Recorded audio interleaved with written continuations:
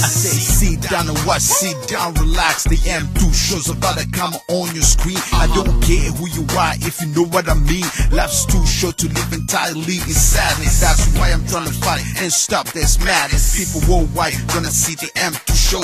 Right job with the liver will I make a blow. From fashion entertainment will I let you know. Paris and White and the motherland. Baby, this Monanga, Monsieur Freddy Monanga, qui avait la parole avant que nous prenions ce break. Voilà. Monsieur Freddy Monanga, il y a, je crois, de cela 2 semaines, je suivais, je crois que c'était sur la CNN, Monsieur Bill Clinton, l'ex-président américain. On lui a posé une question de savoir qu'est-ce qu'il avait comme regret ou qu'est-ce qu'il n'avait pas accompli ou il n'était pas content d'avoir accompli pendant son mandat. Voilà, exactement. Ses mandats, il en a eu deux. Exactement, il en a eu 2 même. Pendant qu'il était président des États-Unis, et il a dit ceci, un mot, Rwanda. Il avait complètement regretté d'avoir agi en retard pendant qu'il y avait... hypocrisie. Alors, je ne sais pas, d'après tout ce que vous êtes en train de dire maintenant, est-ce qu'il y a un rapport ou... Bon, tu sais, Roger, tout a commencé justement au Rwanda. Nous les Congolais, nous sommes en train de payer quelque chose dont nous ne connaissons ni les allants ni les aboutissants. Ouais. Ce qu'ils appellent génocide rwandais, les Congolais n'ont ni élaboré ce génocide, ni managé cela, ni conçu, ni exécuté. Mais croyez-vous que parce qu'ils se sentent un peu coupables? Non. Et c'est ça qui nous met, met les Congolais aujourd'hui. Non, ces gens sont, tu sais très bien, ces gens sont très, tu vis aux États-Unis, sont très bien informés. Si on va, refaisons vite l'histoire. Il y a un sage homme a dit un jour, le présent est toujours le résultat du passé. Et le futur, c'est toujours le résultat du passé et du présent. L'ignorer, c'est être fou. Donc on ne peut pas dire aujourd'hui comme certains, quand on veut parler du problème congolais, on remonte un peu en 1994. Ah non, ça c'est il y a longtemps maintenant, mais non. Parce que nous sommes aujourd'hui le résultat d'hier. Ouais, exactement. Donc, qu'est-ce qui s'est passé tout simplement? Il y avait Habyarimana au pouvoir au Rwanda. Kagame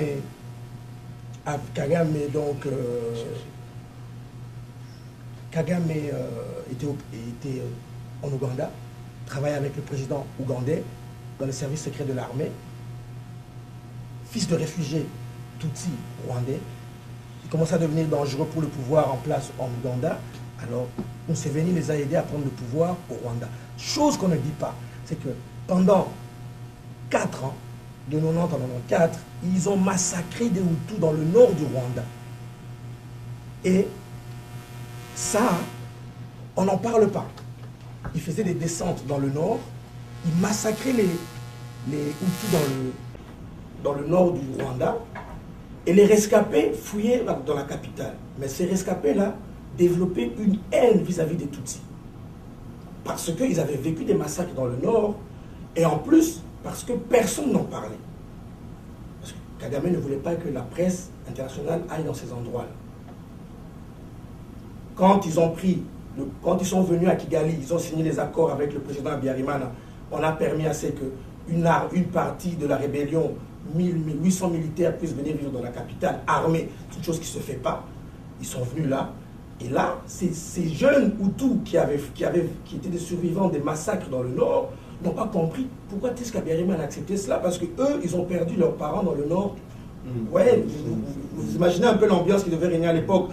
Alors, quand il y a eu, l'avion de Habyarimana a été abattu, ceux qui l'ont abattu savaient très bien qu'il y avait une tension énorme dans la capitale, et que le fait de tuer Habyarimana, eh ben ça aurait été la goutte d'eau qui allait faire déborder le vase. Effectivement, l'avion d'Habyarimana a été abattu, et ben, les Rwandais se sont entretués. Maintenant, Kagame prend le pouvoir au Rwanda, les Hutus savent qu'ils vont subir ce que Kagame a fait subir aux autres dans le nord. Ils devaient fuir. Ils sont venus chez nous, et donc tout à l'heure j'ai expliqué comment est-ce qu'ils sont rentrés chez nous, malgré qu'on ne voulait pas. Mais tout cela, les Américains le savaient, parce que le génocide n'a pas duré un jour. Ça a duré, je crois, 3 ou 4 semaines, je ne sais plus combien. À peu près, ouais, plus d'un mois. Et les Américains ont toujours mis leur veto quand les Français, les Belges voulaient, les Français surtout au niveau du Conseil de sécurité, voulaient qu'on envoie une armée, même pas la leur, mais une armée pour aller stopper le génocide. Ils mettaient chaque fois un veto. Allez dans les archives, ce sont eux qui ont tout fait pour empêcher une action armée, pour empêcher ce massacre. Et c'est seulement au bout du massacre, quand vraiment il n'y avait plus personne à massacrer, qu'ils ont décidé de faire quelque chose. Et là, c'était trop tard. C'était trop tard. Et le fait qu'on abatte l'avion d'Abiyarimana, ils étaient au courant. Parce qu'ils sont bien informés. Ils ont laissé faire. Et surtout le fait que Kagame massacre les Hutus dans le nord pendant 4 ans. Ils n'ont jamais empêché de le faire. Ils le savaient. Au Congo, Kagame a massacré presque 600 000 Hutus. Il y a un Américain qui a fait un film, Le Cauchemar de Darwin. Il faut le voir. Ce monsieur était allé au Congo pour filmer les poissons, les perches du Nil, faire une émission sur les poissons, les perches du Nil. Et il est tombé sur ce massacre-là, presque par hasard. Le hasard n'existe pas. Et il a filmé ça. En dehors de lui, personne n'a ressorti ce document-là. Et personne n'en parle. Et nous, Congolais, justement, nous sommes, si tu veux, nous subissons des choses dont nous ne sommes pas responsables. Donc vous voulez dire que nous sommes en train de payer, c'est que nous ne méritons pas, ou le peuple congolais est en train de payer, c'est que nous ne méritons pas, c'est ça? Non. Et aussi, il y a des richesses qui sont chez nous, ça, il ne faut pas l'oublier. Et ça, c'était une autre question avec ce que j'allais sur. Vous croyez aussi que c'est à cause de richesses de minéraux que le Congo... Oui, parce que vraiment, rien que parlons seulement de l'or, parce que souvent les gens pensent que l'or, ça ne sert qu'à faire des bijoux. L'or, les satellites ont besoin d'or. Dans l'informatique, on a besoin d'or. Et dans l'électronique, nouvelles technologies, on a besoin d'or aussi. Le zinc, un métal très important aussi pour les nouvelles technologies. Et le coltan aussi, qui est très important. Exactement. Alors, nous allons revenir, nous allons encore prendre un petit break et nous revenons dans un instant. Suivez.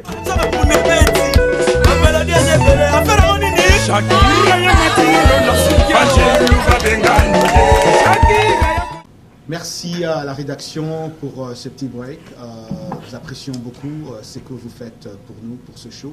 Nous remercions aussi le producteur de ce show. Je vous rappelle que c'est monsieur Jean-Louis Mafema qui fait de sorte que nous ayons ce show aujourd'hui et que vous appréciez ça partout où vous êtes dans le monde.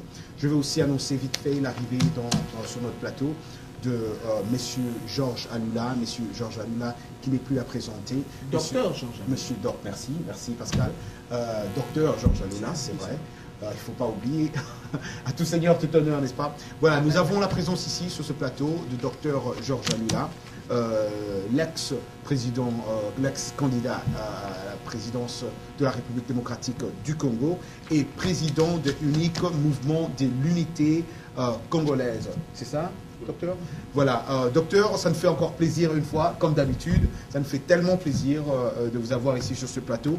Comme je l'ai dit au début de cette émission, que nous aimons et nous prions toujours d'avoir beaucoup de gens qui sont beaucoup plus, qui connaissent beaucoup plus en cette matière pour venir expliquer à nos téléspectateurs un peu plus, parce que nous avons aussi certaines questions ici que nous sommes en train de poser qui viennent de nos téléspectateurs. Alors, monsieur docteur Alula, nous étions sûrement en train de parler de l'arrestation de Laurent Nkunda au Rwanda et nous allons continuer toujours sur cette voie. Et la question que j'ai pour vous, docteur, c'est croyez-vous que Laurent Nkunda risque d'être poursuivi chez lui pour crime de guerre, par exemple, ou crime contre l'humanité, d'après tout ce que vous avez comme information? Ben, je commencerai d'abord par remercier la production de M2 Show ici à Washington pour nous donner cette occasion de nous exprimer sur le pays. Cette initiative, une brave initiative qui est très encouragée. J'ai pris l'initiative, je crois, j'étais le seul politicien congolais à poser la question au candidat présidentiel américain en octobre 2007. Mais mon intervention, c'était pour appeler le leadership américain sur la situation de violence au Congo. J'avais particulièrement demandé aux Américains de prouver leur leadership en arrêtant Laurent Nkunda. J'allais dire qu'aujourd'hui, qu'on nous annonce l'arrestation de Laurent Nkunda, j'aurais pu exulter, c'est-à-dire être fier et chanter partout de joie que c'est une satisfaction par rapport à ma demande, que tout le monde peut vérifier sur YouTube en introduisant les mots de Congolese génocide. Puisque nous sommes, le peuple congolais, nous sommes actuellement touchés par un génocide qui est ignoré par le monde entier, et c'est par les interventions des uns et des autres, les contributions des uns et des autres, que ce génocide doit être reconnu mondialement. What? Sit down, relax. The M2 show's about to come on your screen. I don't care who you are if you know what I mean. Life's too short to live in